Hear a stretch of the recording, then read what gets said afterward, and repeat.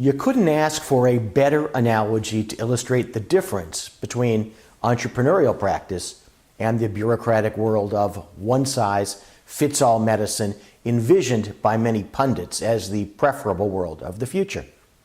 Dinner at a family-type chain restaurant called Rockfish. It's pleasant, but it's not fancy. It's clean and nicely decorated. We were greeted warmly and served promptly. Every 5 minutes or so, the waiter came by to see if anything else was needed. He brought the check at an appropriate time.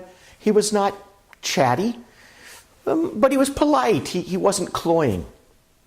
Standing in line at the post office, dreary but not quite prison-like, trash on the floor, priority mail envelopes not in stock, a line of 15 or so customers, 2 clerks behind the counter, but one is simply moving pieces of paper from one pile to another and refusing to make eye contact with anyone.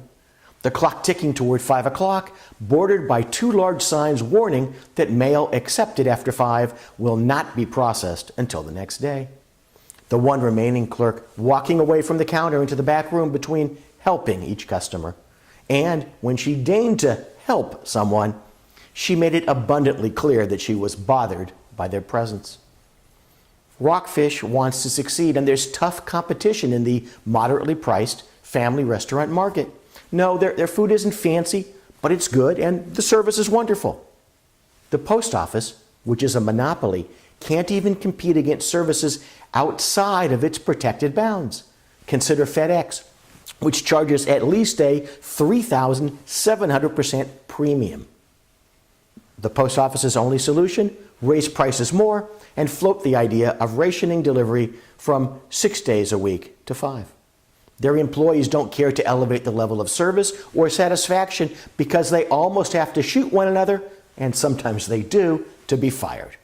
Of course, this video isn't about restaurants or about the post office. It's about bureaucratically controlled and delivered healthcare. And not just as it impacts you, the viewer, as a healthcare provider, but you as a patient as well. Do you really want to take a number and hope that it's called by 5? For complimentary resources, including articles and our monthly newsletter, the Advisory e-Alert, visit advisorylawgroup.com.